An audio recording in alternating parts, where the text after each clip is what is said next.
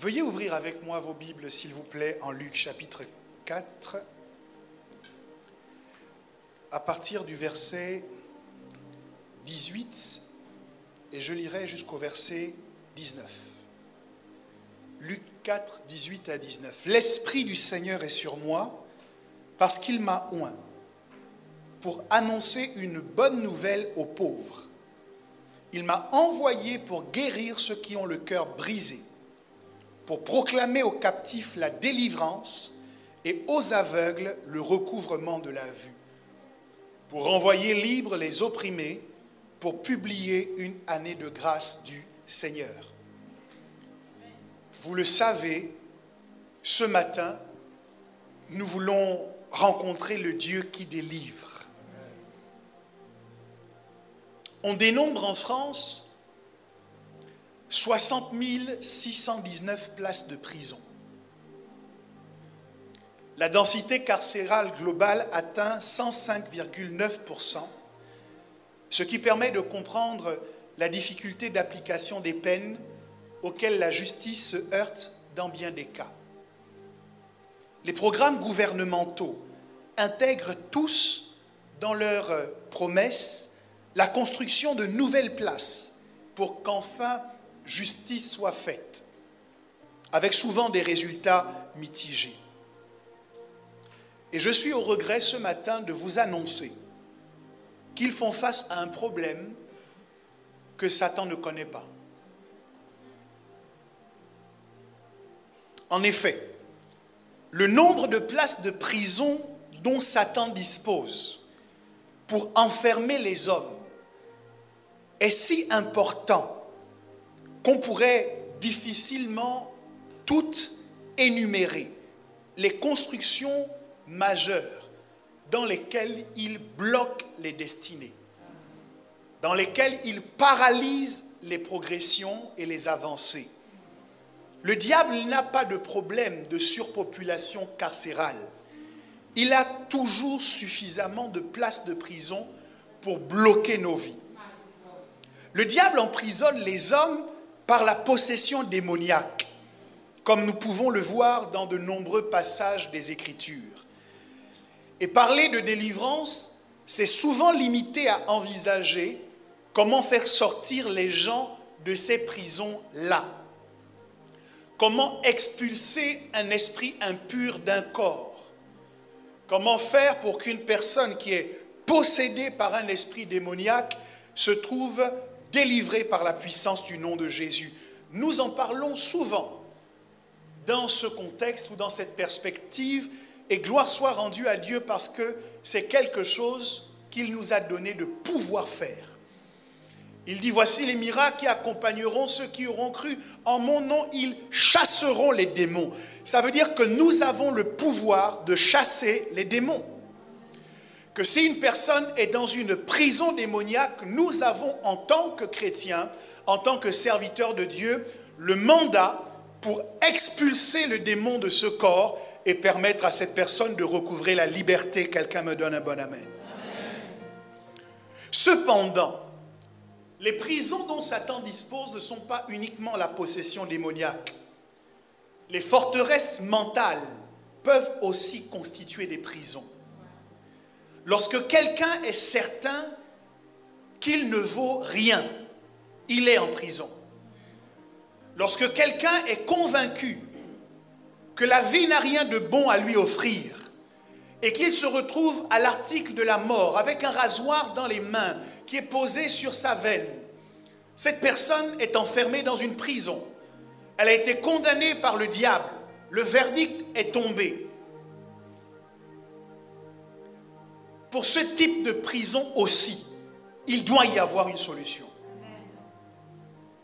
Les certitudes, les convictions erronées sont des prisons. Les limitations financières qui nous empêchent, malgré notre bonne volonté, de faire ce que nous devons faire pour accomplir notre destinée, sont des formes de prison. Chaque mois, nous faisons un budget en disant le mois prochain, ça ira mieux. Le mois prochain, je pourrai faire davantage pour l'œuvre de Dieu. Et le mois prochain, je me retrouve exactement dans la même situation parce qu'il y a une prison financière dans laquelle nous avons été placés. Mais ces prisons ce matin seront brisées au nom de Jésus. Je n'ai pas entendu ton amen. Je dis, les prisons financières doivent être brisées ce matin au nom de Jésus. Je crois également qu'on peut être emprisonné dans de mauvaises relations.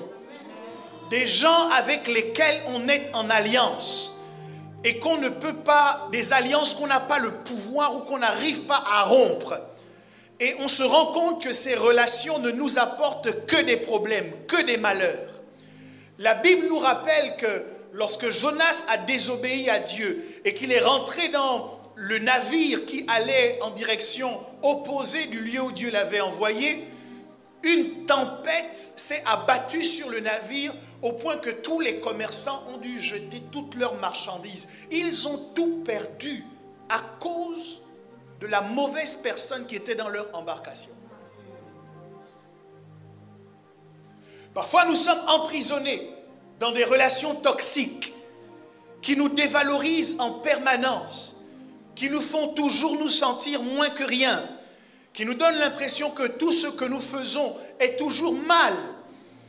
Et nous ne pouvons pas nous projeter de l'avant, aspirer ou expérimenter une portion de bonheur à laquelle pourtant Dieu nous a destinés parce que nous sommes dans une forteresse relationnelle.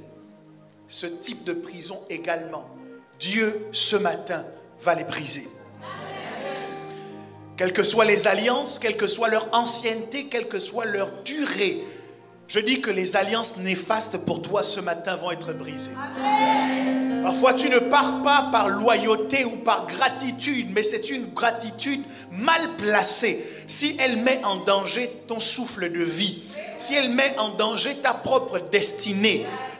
La Bible dit, enfants, obéissez à vos parents selon le Seigneur. Ça veut dire que même vis-à-vis de nos parents, notre obéissance doit être cadrée. Elle doit être cadrée selon le Seigneur. Mourir dans une amitié, ce n'est pas selon le Seigneur.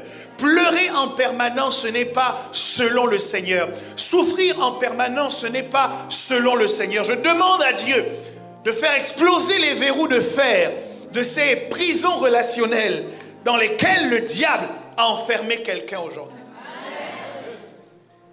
Que dire au sujet des addictions?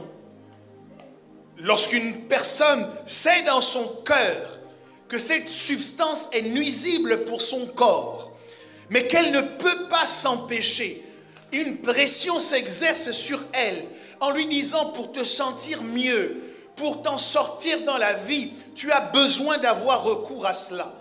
Et vous le savez, c'est néfaste. Vous savez que c'est mauvais. Vous n'avez pas envie de continuer. Mais comme l'apôtre Paul, vous écriez, qui me délivrera de ce corps de mort? Parce que vous découvrez dans votre corps une loi qui vous pousse à la destruction. Mais Dieu libère. Dieu délivre. Vous avez oublié de continuer de croire. Vous n'espérez plus, mais ce matin, vous êtes au bon endroit. Je dis, Jésus est la solution et Dieu est le Dieu de la délivrance. C'est à cause de toutes ces situations que nous avons besoin de délivrance. Et nous sommes heureux de pouvoir compter sur le Dieu qui a fait de la délivrance sa spécialité, ou l'une de ses nombreuses spécialités. Dieu est le Dieu qui délivre. Répète avec moi cela pour booster ta foi. Dis, Dieu est le Dieu qui délivre. Dieu est le Dieu qui délivre. Dis-le encore plus fort. Dieu est le Dieu qui délivre. Dieu est le Dieu qui délivre. Comment Dieu délivre-t-il? Il nous délivre en nous accordant le salut. Matthieu 1, 21. Il est écrit, elle enfantera un fils et tu lui donneras le nom de Jésus. C'est lui qui sauvera son peuple de ses péchés. Le mot sauver ici, le verbe sauver, qui est conjugué au futur et qui se retrouve à plusieurs reprises dans la Bible, c'est le verbe grec sozo. C'est le mot qui est employé pour parler de salut. Est-ce que nous sommes sauvés? Est-ce que nous avons accepté Jésus dans notre vie? Vous le savez, la promesse que Dieu nous fait en Jean 3,16, en disant « Car Dieu a tant aimé le monde qu'il a donné son Fils unique afin que quiconque croit en lui ne périsse pas, mais qu'il ait la vie éternelle. » Lorsque nous acceptons Jésus, nous sommes convaincus d'avoir le salut. Nous sommes convaincus que nous irons au ciel. Alléluia. Nous sommes convaincus que notre nom est inscrit dans le livre de vie. Amen. Nous sommes convaincus que si demain nous mourrons, il n'y a aucun doute sur le lieu où nous serons. Nous serons dans la félicité avec notre Dieu. Nous n'attendons pas, comme dans certaines religions, de mourir et d'aller faire le point avec Dieu sur ce que nous avons fait de bien, ce que nous avons fait de mal, en espérant que la balance penchera du côté du bien que nous avons fait. Non, lorsque nous acceptons Jésus, nous avons l'assurance de notre salut. Nous sommes sauvés. Dis à ton voisin de ma part avec conviction, tu es sauvé. Tu es sauvé. Cela signifie que le péché ne peut pas t'emmener en enfer. Parce que tu as accepté la sainteté de Jésus et qu'il te l'a accordée en échange de ta culpabilité. Il a pris ta culpabilité et il t'a donné sa sainteté. Et c'est le sens que nous reconnaissons au mot sozo. Sauf que sozo ne signifie pas seulement être sauvé. Sozo signifie également être gardé sain et sauf. Sozo signifie aussi être délivré du danger ou de la destruction. Donc, dans le sozo, il y a le fait que nous allons aller au ciel. Mais il y a aussi le fait que nous sommes guéris. Puisque nous sommes gardés sains et saufs. Il y a aussi le fait que nous sommes délivrés. Maintenant, quelle est ma difficulté? C'est que nous acceptons avec facilité l'idée que notre nom est écrit dans le livre de vie. Mais le même mot qui nous permet d'accepter cela nous dit aussi que nous sommes guéris. Le même mot qui nous dit que nous sommes sauvés est le même mot qui nous dit que nous sommes guéris et c'est le même mot qui dit que nous sommes délivrés. Donc, nous sommes autant guéris que nous sommes sauvés. Nous sommes autant délivrés que nous sommes sauvés. Si je peux douter de mon salut, alors je peux douter de ma délivrance. Si je peux douter de mon salut, alors je peux douter de ma guérison. Si je suis certain de mon salut, alors je suis certain de ma guérison. Si je suis certain de mon salut, alors je suis certain de ma délivrance. Parce que le même mot qui dit que je suis sauvé, me dit aussi que je suis délivré.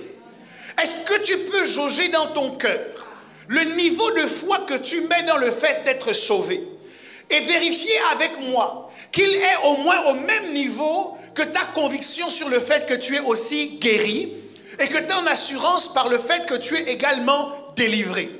Quand tu dis je suis sauvé avec force, tu dois dire avec force également je suis guéri. Tu dois dire également avec force je suis délivré. Parce que c'est exactement, en fait, ce sont des choses qui se retrouvent dans le même package. Lorsque vous allez chez un opérateur de téléphonie mobile et que vous achetez un nouveau téléphone, dans l'emballage, il n'y a pas seulement le téléphone. Vous avez également le système qui vous permet de charger votre téléphone. Vous avez également le manuel d'utilisation. Parfois, vous avez des écouteurs. D'autres fois, vous avez une coque en silicone qu'on vous donne pour pouvoir protéger votre téléphone. Parce que votre achat vous donne droit à un certain nombre d'éléments supplémentaires. De la même manière, lorsque nous acceptons Jésus, il nous donne le salut, mais dans le package du salut, il y a la délivrance. Il y a la guérison. Il y a la prospérité. Il y a la santé. Et de la même manière que nous nous réjouissons d'avoir acquis ce nouvel appareil, ou que nous nous réjouissons d'être sauvés, nous devons nous réjouir d'être délivrés, et nous devons nous réjouir d'être guéris. Nous devons réaliser que parce que nous sommes sauvés, nous sommes aussi délivrés. Je propose que nous prenions quelques instants pour nous réjouir du fait que nous sommes déjà délivrés. Repensez à l'épanouissement que vous avez ressenti lorsque vous avez accepté Jésus. Et essayez de vous remettre dans le même état d'esprit en pensant au fait que vous êtes libre.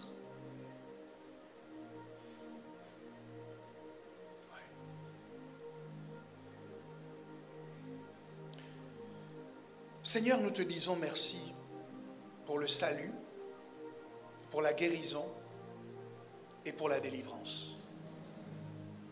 Ce matin, nous te disons merci pour le salut, pour la guérison et pour la délivrance.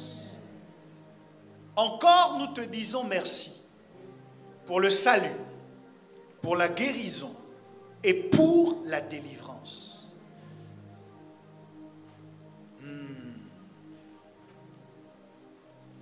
Seulement voilà, dans le système carcéral classique, lorsque quelqu'un est officiellement libéré, les juges ont pris la décision où il est arrivé au terme de sa peine. Il y a quelqu'un qui est chargé d'aller voir ce prisonnier pour lui dire « Monsieur, faites vos affaires, vous devez sortir d'ici parce que vous êtes libre. » C'est ce qui se passe dans le système carcéral au niveau des hommes.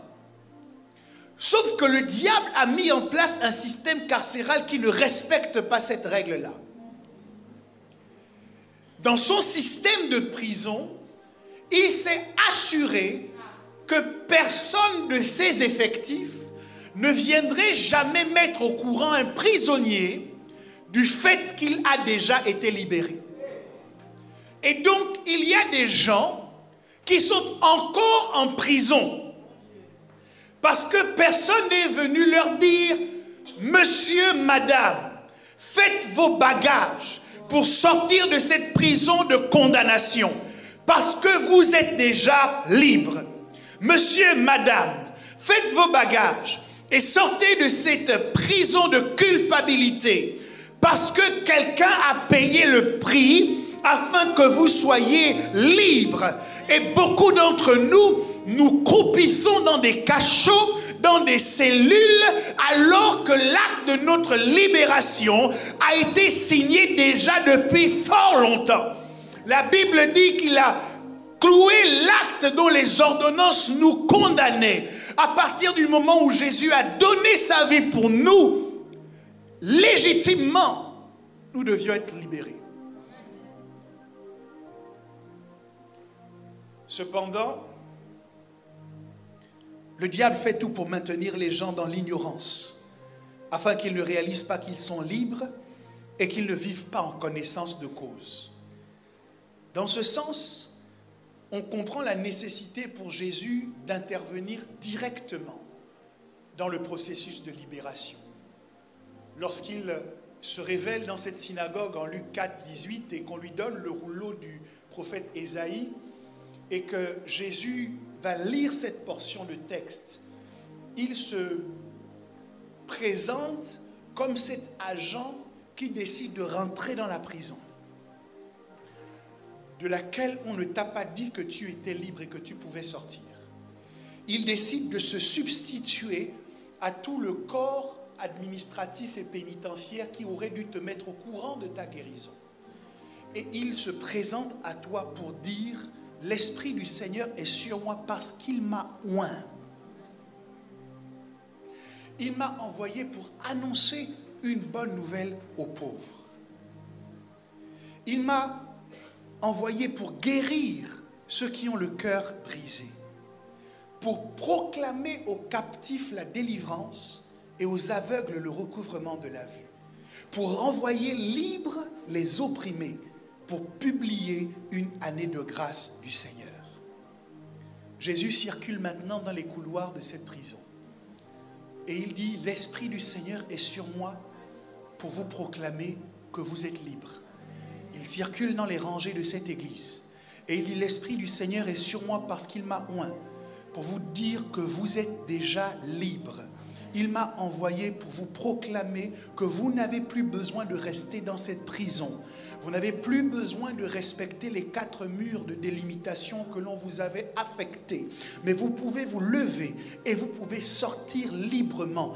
Et il n'y aura personne pour vous retenir parce que l'acte a déjà été signé. L'acte de votre délivrance, l'acte de votre libération. Et ce qui vous empêchait d'en profiter, c'est que vous n'étiez pas au courant. Mais gloire soit rendue à Dieu parce que l'Esprit du Seigneur est sur moi parce qu'il m'a oint pour proclamer cela.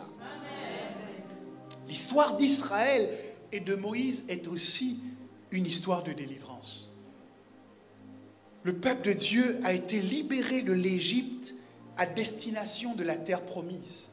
Mais quand vous lisez les textes sacrés, à aucun moment, Dieu ne dit à Pharaon de laisser le peuple de Dieu partir pour aller en Canaan. Non. Il lui dit, laisse mon peuple partir afin qu'il me serve 3 jours au désert. Pharaon s'oppose au fait qu'Israël sorte, non pas pour aller en Canaan, mais pour aller servir Dieu. La première chose que je veux que vous compreniez, c'est que la liberté que nous recevons de Dieu ne se manifeste pas par la capacité d'aller et venir où nous voulons. La liberté reçue de Dieu se manifeste par le fait de le servir. Laisse mon peuple partir afin qu'il me serve. La raison de la libération, c'est le service. Je dis, la raison de la délivrance, c'est de servir. Et vous comprenez que toutes les chaînes que Pharaon manifestait contre le peuple avaient pour seul objectif d'empêcher Israël d'aller servir. Lorsque le diable emprisonne quelqu'un, son objectif, ce n'est pas seulement que vous ne soyez pas heureux. Son objectif, ce n'est pas seulement que vous soyez un agent de malheur autour de vous et que tout le monde se moque de vous parce que vous renvoyez une image de tristesse et de honte en permanence. Non. La raison pour laquelle le diable construit des places de prison, c'est pour empêcher les gens de servir Dieu. La raison pour laquelle Pharaon est mobilisé contre la libération d'Israël, c'est pour qu'Israël ne serve pas. Donc les prisons ont pour but de nous éloigner du service et de nous rendre inactifs dans le service. Peut-être que tu ne le sais pas, mais si tu ne sers pas, il y a certainement une prison dans laquelle tu es encore.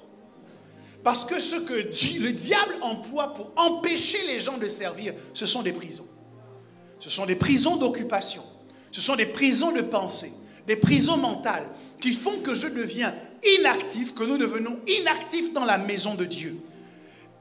Et la deuxième chose, c'est que le service de 3 jours dans le désert était en fait une escale sur le chemin qui menait à la terre promise. Vous ne pouvez pas accéder à votre terre promise si vous n'avez pas fait escale au désert pour servir. Donc, lorsque je m'éloigne du service, par la même occasion, je m'éloigne de la terre promise. Il y a des promesses qui sont attachées à ta vie que tu n'expérimenteras jamais tant que tu ne sers pas. Ok, ton voisin n'a pas entendu. Dis-lui ça pour moi. Dis-lui de ma part. Il y a des promesses que tu n'expérimenteras pas parce que tu ne sers pas. En d'autres termes, sert. Est-ce que quelqu'un peut me donner un bon amen? En d'autres termes, sert.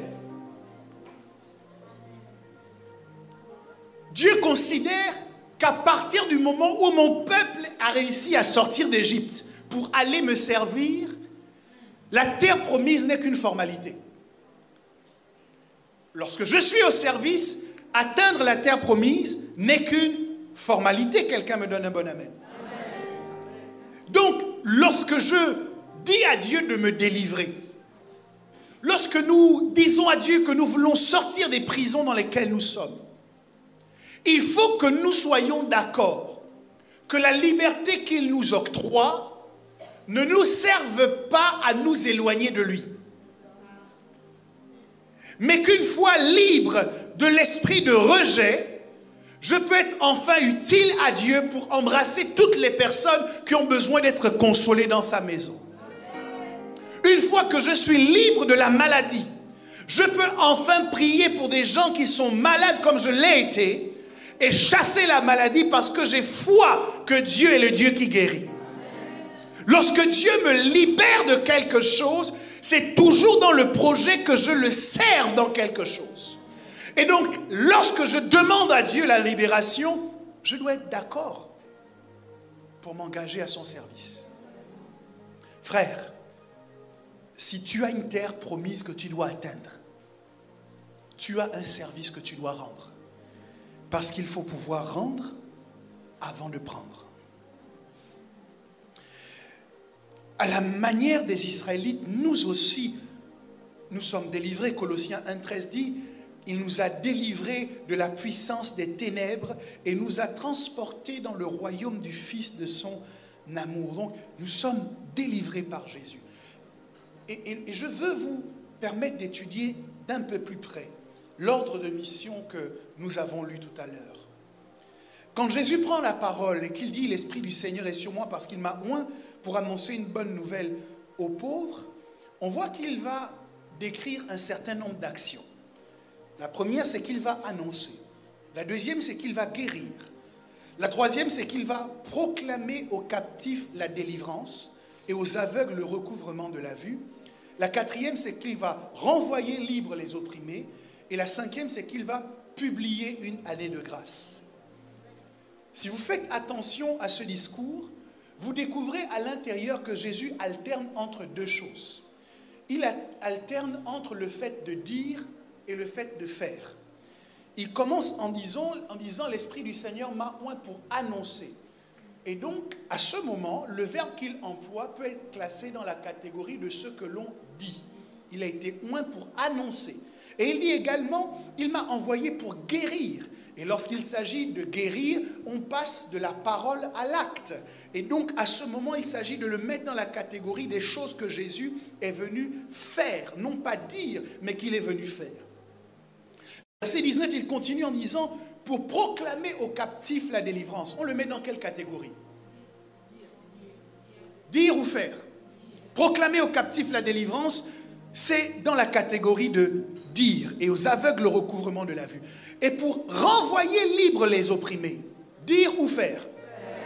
Donc, dire aux captifs, vous êtes délivrés, et dire aux opprimés, et faire plutôt que les opprimés sortent de leur prison.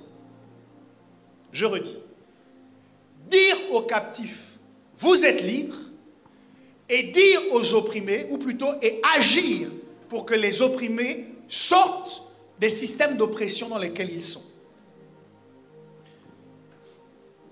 La première chose que je constate ici, c'est que Jésus, comme il l'a fait tout au long de son ministère, a systématiquement joint des actes à ses paroles. Jésus ne se contente pas de dire des choses, Jésus fait des choses. Il enseignait avec excellence, de sorte qu'on disait de lui, jamais homme n'a parlé comme cet homme. Mais ensuite, Jésus posait des actes en accord avec ce qu'il disait. puissions-nous prendre exemple sur Jésus dans la manière dont nous vivons. Et ne pas nous contenter de dire des choses, mais nous organiser pour poser des actes qui correspondent aux choses que nous avons dites. Nous devons être de bons diseurs et de bons faiseurs. Nous devons agir et nous devons dire. Et l'on peut constater souvent un déséquilibre dans la vie de plusieurs personnes entre ces deux catégories d'action. Parmi nous, il y a des gens qui sont beaucoup plus aptes à dire qu'à faire. Et il y a d'autres personnes qui passent beaucoup plus de temps à faire qu'à dire. Le problème de la première catégorie, c'est que lorsque vous parlez tout le temps sans rien faire, à un moment donné, vous manquez de crédibilité. Quand vous dites tout le temps aux gens que vous les aimez, mais que vous ne faites jamais rien qui démontre votre amour, on peut remettre en cause votre amour. Jésus a dit qu'il nous aime et il a donné sa vie pour nous afin que nous soyons sauvés. Donc il a dit et il l'a fait. Alléluia. Donc, je ne peux pas me contenter de dire. Peut-être que vous avez tous envie de basculer de cette catégorie pour aller dans la seconde. Je veux être de ceux qui font. Je veux passer à l'acte. Le problème de ceux qui passent à l'acte, mais qui ne disent pas, c'est que souvent ils sont incompris. Ils pêchent par le fait de n'avoir pas suffisamment communiqué sur ce qu'ils sont en train de faire. Et vous le vivez dans les couples. Ce n'est pas parce que ton mari ne parle pas qu'il ne fait pas. Mais Marie, tu dois comprendre que si tu ne parles pas, elle ne peut pas savoir que tu fais.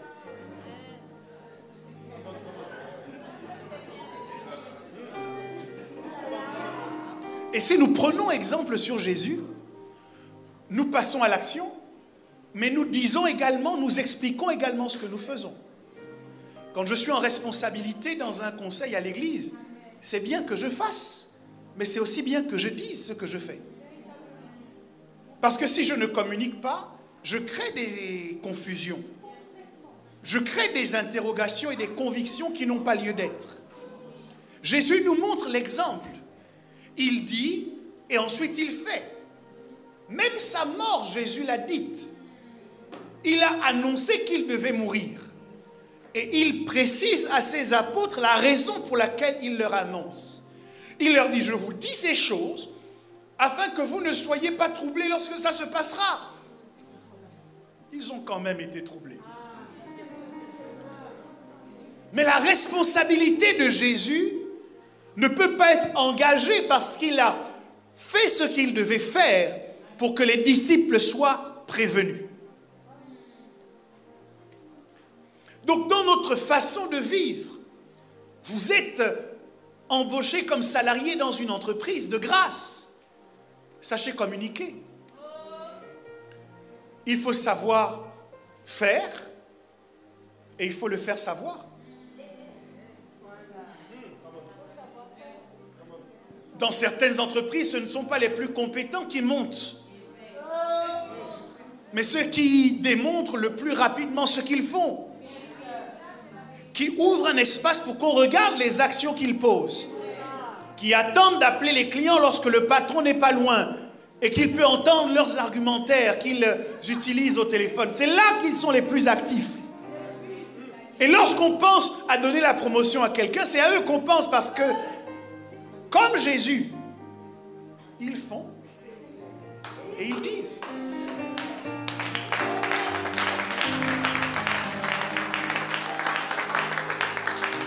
Dis à ton voisin, tu dois faire et tu dois dire. L'autre problème avec le fait de ne pas dire, c'est que Jésus n'a pas seulement reçu l'onction pour faire, il a aussi reçu l'onction pour dire. Ça veut dire que dans le fait de dire, il y a un pouvoir. L'Esprit du Seigneur est sur moi parce qu'il m'a oint pour annoncer. Donc pour parler la parole là, il fallait une onction spéciale.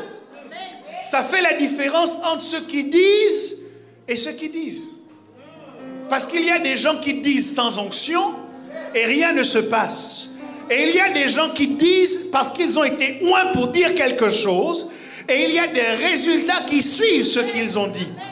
Faites attention à qui parle dans votre vie parce que tout le monde n'a pas reçu l'onction pour dire des choses. Tout le monde n'a pas reçu le mandat pour dire des choses. On peut vous prononcer de belles paroles, vous faire de belles promesses, mais s'il n'y a pas une onction derrière qui porte ces paroles, elles seront sans effet. Il y a une puissance dans le fait de dire. C'est pour cette raison que lorsque Dieu voit le chaos au commencement, Dieu dit que la lumière soit. Les ténèbres sont au courant que celui qui vient de parler, c'est Dieu. Elles sont au courant que Dieu ne ment jamais. Et que si Dieu a dit que la lumière soit, même si elles ne savent pas ce que c'est que la lumière, elles savent qu'elles doivent disparaître. Elles savent qu'elles doivent se cacher. Il faut savoir dire, parce que dire active l'onction prophétique. C'est lorsque vous dites à votre épouse, nous allons acheter une maison. Qu'il y a dans l'atmosphère un mouvement où les anges de Dieu entendent et que prophétiquement les choses se mettent en adéquation pour que votre banquier vous envoie un mail ou vous appelle en disant en ce moment nous pratiquons des taux exceptionnels. Est-ce que vous n'avez pas par hasard un projet immobilier? Ça a bougé parce que tu as parlé. Et c'est là où vous voyez que la superstition est une malédiction. Parce que la superstition vous enseigne à ne pas dire, à ne pas parler. Il y a des gens qui partent en voyage, ils ne disent à personne parce qu'ils ont peur du mauvais œil. Le problème, c'est que si tu ne dis pas, ta parole ne te précède pas et ta parole ne prépare pas le chemin pour toi. Il faut dire évêque. Je vais partir à tel endroit et à telle date je vais revenir ici. En faisant cela, tu as libéré une prophétie.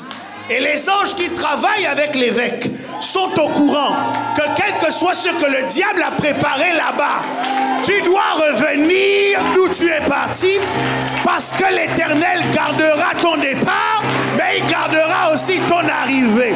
Pour activer le Dieu du départ et le Dieu de l'arrivée, il faut faire des annonces, il faut faire des publications, il faut faire des proclamations de ce qui va t'arriver. Si tu ne parles pas, tu subiras les effets de ce que d'autres ont parlé à ta place. Il faut que tu parles ta vie. J'aime bien que lorsque tu sois dans cet entretien avec le recruteur, tu puisses lui dire mon projet, c'est de devenir le directeur de cette entreprise. Tu as déjà parlé. D'ailleurs, ceux qui ont étudié un peu les ressources humaines vous annonceront qu'on ne traite pas la carrière de quelqu'un qui a dit ça de la même manière qu'on traite la carrière de quelqu'un qui ne l'a pas dit. Quand au premier entretien, vous avez dit au recruteur, moi je veux être directeur, normalement, un chargé des ressources humaines doit organiser et orienter ses choix pour vous permettre de progresser dans l'entreprise pour atteindre votre objectif. Ça va arriver parce que vous avez...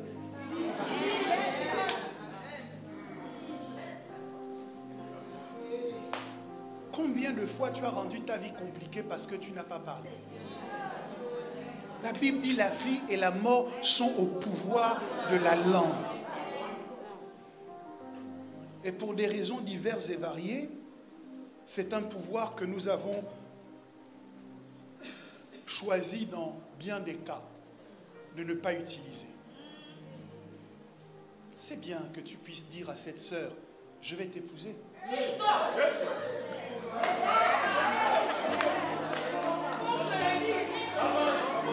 Si c'est ton projet réel, tu dois lui dire que tu vas l'épouser.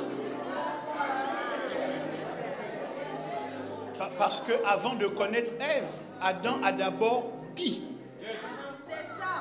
Voici désormais celle qui est os de mes os, chair de ma chair. On l'appellera femme parce qu'elle a été tirée de l'homme. Il fallait qu'il parle.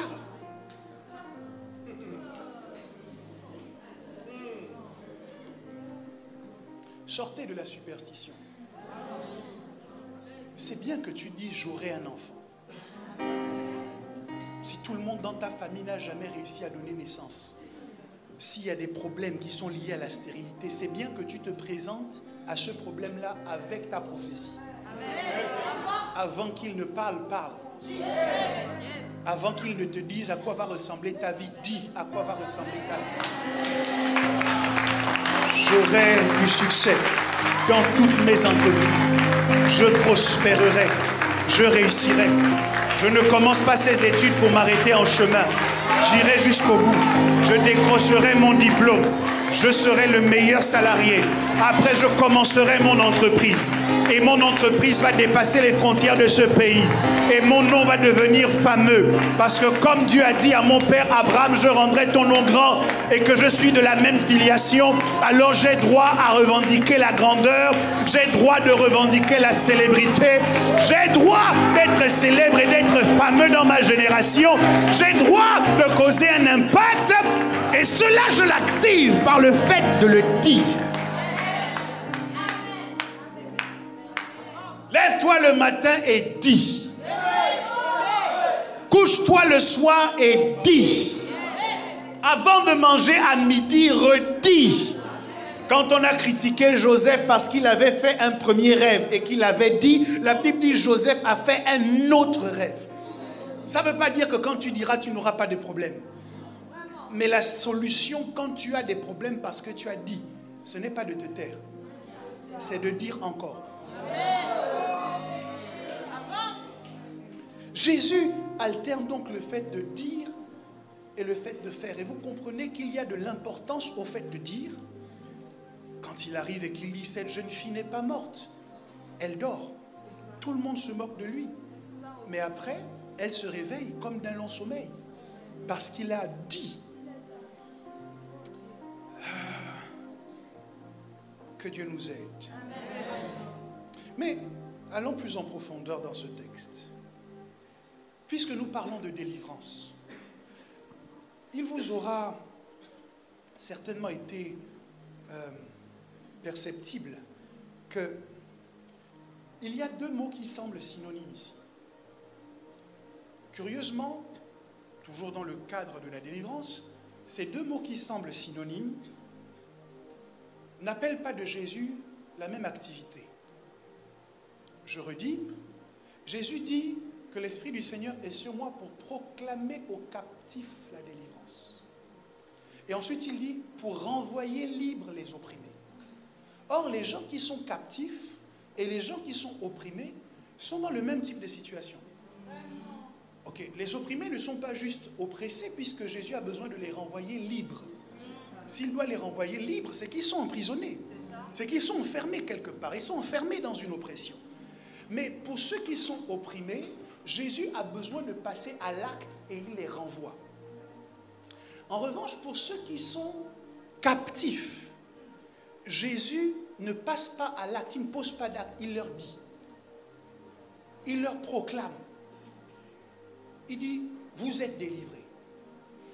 Alors, je me demande pourquoi Jésus ne met pas sur le même pied d'égalité les opprimés d'un côté et les prisonniers d'un autre côté. Pourquoi les uns ont besoin d'une action de sa part et les autres ont besoin d'une parole. Le monde a été créé au moyen de la parole, mais quand il fallait faire l'homme, Dieu est passé à l'acte. Il a utilisé ses mains pour façonner de la boue et pour donner une forme à l'homme. Ça veut dire que c'est un événement qui distingue l'homme de toute la création. Parce que pour lui, Dieu a dû le faire, Dieu a dû le fabriquer. Et ici, pour les opprimés, Jésus doit passer à l'action de les renvoyer. Bon, difficile de comprendre cela, mais c'est déjà bien d'entendre que quelle que soit la catégorie dans laquelle nous sommes, il y a un projet de libération pour nous. En fait, si tu fais partie des opprimés, Jésus te renvoie libre. Et si tu fais partie des captifs, Jésus proclame ta délivrance. Donc, quel que soit le cas dans lequel tu te trouves, Jésus est celui qui libère. Alors,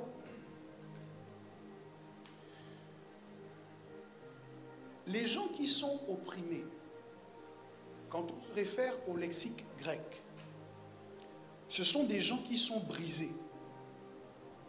Ce sont des gens qui sont cassés en plusieurs morceaux.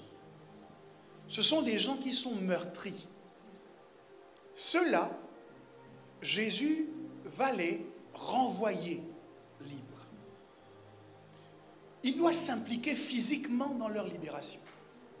Pas simplement leur dire, mais peut-être ouvrir lui-même la porte et les pousser à sortir de là où ils se trouvent, parce qu'ils sont dans une situation où ils sont meurtris, ils sont brisés, ils sont cassés.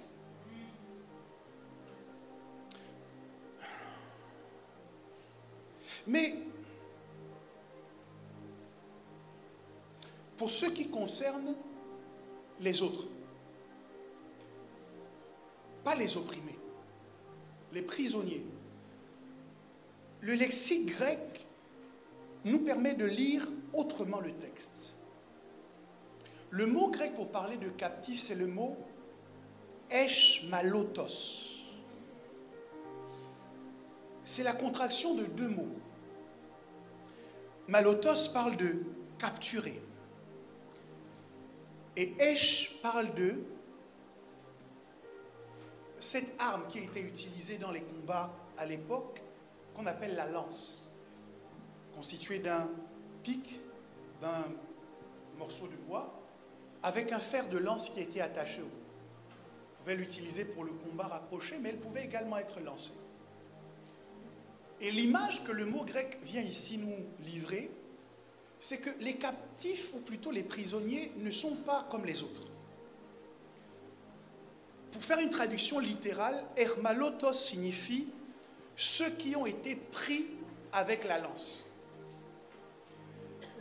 Pour vous représenter l'image, lorsqu'il y avait une guerre et qu'à la fin, une armée était vaincue, pour rassembler les captifs et les orienter jusqu'au lieu où on allait les emprisonner, on les dirigeait avec une lance. On les maintenait à distance comme ça. Ils n'avaient plus d'armes, ils étaient livrés, et donc on les prenait avec la lance et on les emmenait en les guidant de cette manière jusqu'au lieu où ils seraient incarcérés. Et Jésus dit que ceux qui ont été pris avec la lance ont besoin d'une parole pour être libres. Et ceux qui sont meurtris, brisés, ont besoin d'une action pour être libres. Ça veut dire qu'il y a une différence majeure entre les deux. La première différence, ou la différence fondamentale, c'est que la catégorie des prisonniers parle en fait des prisonniers de guerre.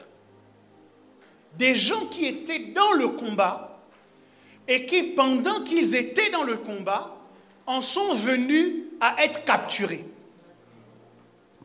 Ceux-là, Jésus dit, eux, j'ai seulement besoin de leur dire. La deuxième catégorie, c'est ceux qui ne sont pas particulièrement en lutte. La seule description qu'on fait d'eux, c'est qu'ils sont brisés de l'intérieur. C'est qu'ils sont détruits. C'est qu'ils sont victimes. Même Jésus fait la différence entre les victimes et les acteurs de leur destin. Parce que lorsque tu es en guerre, Jésus estime que pour te libérer, il faut juste te parler. Mais si tu as baissé les bras et que tu as abandonné, on a besoin d'une puissance supplémentaire pour te faire sortir de là où tu es. J'aimerais te demander, à quelle catégorie tu appartiens? Est-ce que tu fais partie de ceux qui, étant en guerre, ont été pris par la lance, ont été faits captifs parce qu'ils étaient en train de lutter? Ou est-ce que tu fais partie de ceux qui ont complètement baissé les bras? Je sais. Il y a des batailles dans lesquelles vous ne gagnez pas forcément. Mais si je me réfère à la manière dont Jésus traite ces deux catégories, je comprends que le cas de quelqu'un qui n'a pas arrêté de se battre est moins compliqué que le cas de quelqu'un qui a abandonné. Je sais. Tu luttes contre la dépression. Mais ton cas est moins compliqué si tu continues à lutter. Ça ne veut pas dire que tu réussis tous les jours. Il y a des jours qui sont beaucoup plus difficiles que d'autres. Mais ce que Jésus m'a envoyé te dire ce matin, c'est surtout n'arrête pas de lutter. Parce que celui qui lutte a besoin d'une parole. Il a besoin que Jésus lui proclame la délivrance. Mais parfois c'est tellement difficile que nous en arrivons à dire, bon, c'est bon, j'en peux plus. C'est bon, Satan a gagné. Je me laisse faire. Je me laisse aller. Et il n'y a plus aucune résistance à la tentation que tu entends. Il n'y a plus aucune contestation aux orientations que le diable essaye de te donner. Si tu es dans cette situation, tu appartiens à la deuxième catégorie. La catégorie de ceux qui sont brisés. Le diable peut leur faire tout et n'importe quoi. Ils ne réagissent plus.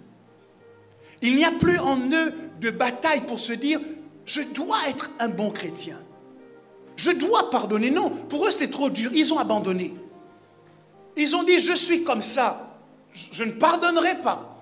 Je suis comme ça. C'est mon caractère. Je suis comme ça. » Jésus dit pour eux, il y a besoin d'une puissance supplémentaire.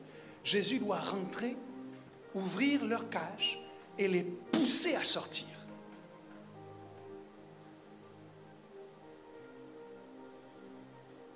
Ce que j'essaye de te dire, c'est que tu dois reprendre les armes. Je ne sais pas depuis quand tu as arrêté de lutter, mais tu dois reprendre les armes. La vie est une guerre. Il y a des combats dans la vie. Tu ne peux pas te laisser faire. Si tu observes le temps de ta vie où tu te battais encore, et le temps de ta vie depuis que tu as abandonné, qu'est-ce qui est mieux? Quand tu te battais encore, il y avait quand même certaines victoires dont tu pouvais te réjouir en disant « Aujourd'hui, j'ai réussi. » Mais depuis que tu as abandonné, qu'est-ce qu'il te reste? Sinon cette voix intérieure qui te dit sans cesse « Tu vaux mieux que ça. Tu es fait pour plus que ça. » Il y a un domaine dans lequel tu as arrêté de lutter. Ce matin, tu dois reprendre les armes. Remets-toi en campagne. Je vais vous citer juste un domaine. Cherchez Dieu.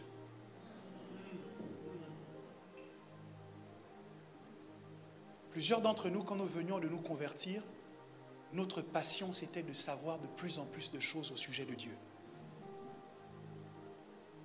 Nous voulions découvrir la face cachée. Nous voulions découvrir les secrets de Dieu. Il arrive un moment dans la vie chrétienne, si nous ne faisons pas attention, où ce désir nous quitte. Et nous vivons une vie chrétienne de routine. Oh si, nous venons à l'église, mais les temps de prière nous ennuient. On se demande, mais au fait, pourquoi les autres crient comme ça? Tu sais pourquoi tu te poses ces questions? Tu as arrêté de lutter.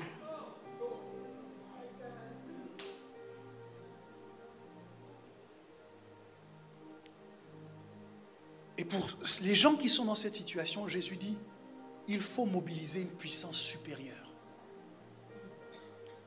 Mais pour les autres, et je crois qu'ils sont nombreux dans cette église, ce n'est pas facile tous les jours. Mais tous les jours, nous nous réveillons en nous disant, aujourd'hui, c'est une nouvelle opportunité de rendre Dieu fier.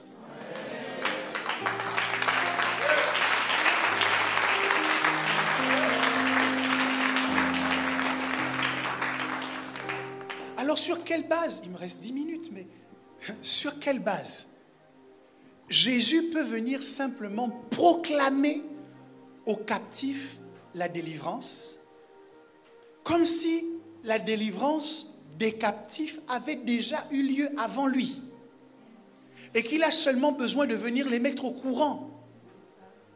Sur quelle base Jésus peut le faire? Pour ce qui concerne les opprimés, il a besoin de se salir les mains, il a besoin de mettre les mains dans le cambouis, si je peux dire ça comme ça. Il a besoin de passer à l'acte. Mais pour les prisonniers, il a simplement à leur dire, vous êtes libres. Sur quelle base? L'un des titres que Jésus aimait particulièrement assumer, c'est qu'il disait, je suis le fils de David. Et j'ai découvert que la lance la plus lourde qui ait jamais été portée par un homme a été pointée contre David.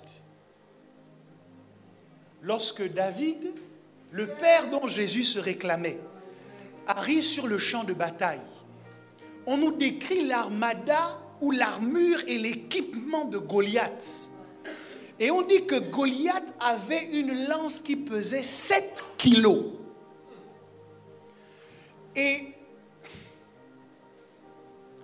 cette lance de 7 kilos n'a pas eu le dessus sur David. Goliath a la lance la plus lourde qui puisse exister. Mais David réussit à le mettre à terre. Quand Jésus arrive et qu'il regarde des gens qui ont été faits prisonniers par la lance, Jésus dit, mais c'est un petit problème. Père David a déjà affronté la plus dangereuse lance qui pouvait exister sur la terre. Et il a traité le cas. J'ai quelque chose à vous dire. Vous êtes libres.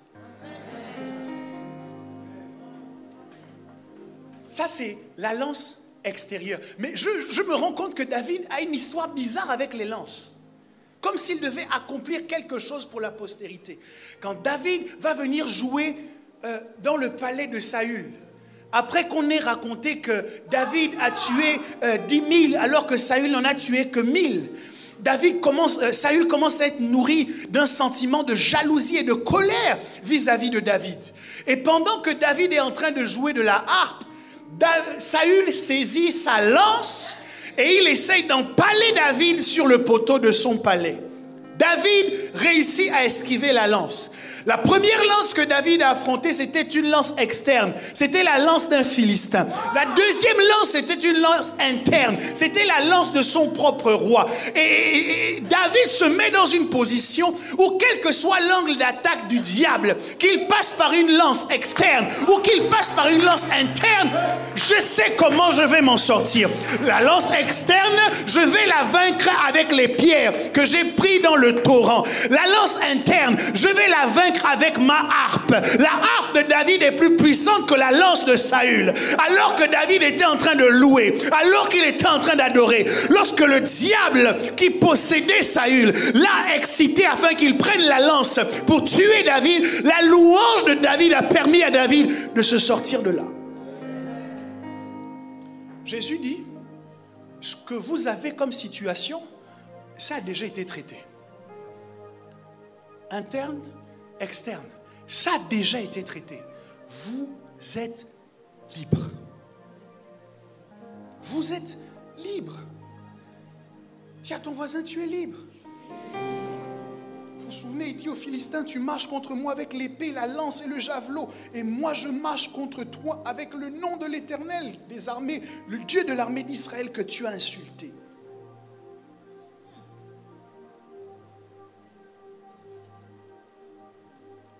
Et puis, David fuit Saül. Et Saül le pourchasse. Et puis, Saül arrive à se reposer dans une caverne dans laquelle tout le monde s'endort. David rentre dans la caverne et ses hommes lui disent, mais Dieu te le livre entre tes mains. Mettons fin à sa vie. David dit, loin de moi de porter la main sur loin de l'Éternel. Mais, prends sa lance. La lance que Saül avait, David l'a prise et il est rentré avec. Lorsque Saül se réveille le lendemain matin, David crie, pourquoi tu me pourchasses? Pourquoi tu me pourchasses? Regarde, tu étais en mon pouvoir la nuit dernière. La preuve, voici ta lance. Et Dieu te regarde. Tu continues à te contenir et à te comporter comme un captif en supposant que la lance est toujours pointée sur toi. David l'a arraché à Saül. Avant que Jésus n'arrive, David l'a arraché à Saül. Donc, le diable pointe sur toi. C'est comme un pistolet en jouet. Il pointe sur toi une arme qui ne peut pas tirer. Et tu restes en poste, et tu restes en place, et tu te dis, je ne peux pas bouger parce qu'il y a une arme contre moi. Jésus vient te dire, non, souviens-toi, dans ma généalogie, il y a quelqu'un qui a traité le dossier de tous les hermalotos. Tous ceux qui ont été pris par la lance peuvent être pleinement libres parce que j'ai vaincu, ou du moins David a traité le dossier de tous ceux qui faisaient des captifs avec une lance. Tu es libre. Maintenant, si tu réfléchis un instant, qu'est-ce qui t'empêche de sortir? Qu'est-ce qui t'empêche? Ce que les gens vont dire? Et depuis que les gens parlent de ta vie, est-ce que tu en es mort? Qu'est-ce qui t'empêche? Tu as peur d'échouer? Mais tu as connu des échecs par le passé. Tu n'en es pas mort. Toutes les choses avec lesquelles le diable te menace et qui font que tu restes limité sont des armes nulles et sans effet.